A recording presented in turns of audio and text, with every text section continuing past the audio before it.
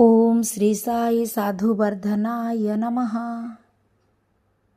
साधु शब्द एठारे व्यवहार करा जाइछि साधुता, धर्मपरायणता और पूर्णतार अर्थरे।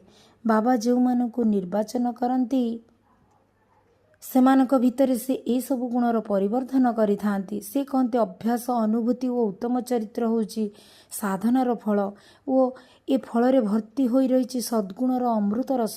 बाबा पुणी कहते गीतार परित्राणाय साधुनाम श्लोकरे साधुनाम शब्दर अर्थ गेरुआ वस्त्र पिंधिथिबा साधु मानकु बुझाए नाही। जो माने संसार आसक्तिर बहु दूर से माने ही प्रकृत साधु। बाबा असाधुतार आघात उपशम करिथिबार उदाहरण अनेक। बाबांक निर्देश गुड़िक भितर केतोटी हैला पितामाता को भक्ति करिबा, गुरु ज्ञानी लोकों को सम्मान देखाइबा, अन्य को सेवा करिबार सुजोग अन्वेषण करिबा, चारिआडे आनंद और संतोष खेलाइबा निमंते जत्न करिबा, अपरर कुच्चारटनारे मन न देबा, अन्यर दोष दुर्बलता को उपेक्षा करिबा, आत्मप्रशंसारे मग्न न हेबा एवं सर्वभूतात्मा साईंकठारे निज चित्त एकाग्र करी रखिबा।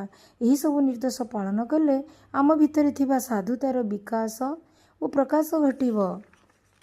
जाति धर्म देश निर्विशेष सबु साधु लोकों को बाबा पाखक टाणी नियंती।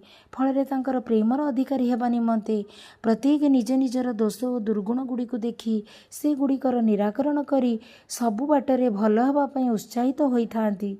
छलना और अहंकार भेद करी बाबा मनीषर प्रकृत स्वरूप देखि पारती। एणु बाह्य आडंबर साधुतार छलना देखाई बाबांकर विश्वास लाभ करिबा संपूर्ण असंभव। केवल आंतरिक आत्मिक निष्ठापर साधुतारे ही से संतुष्ट हुअन्ते। जय साई राम।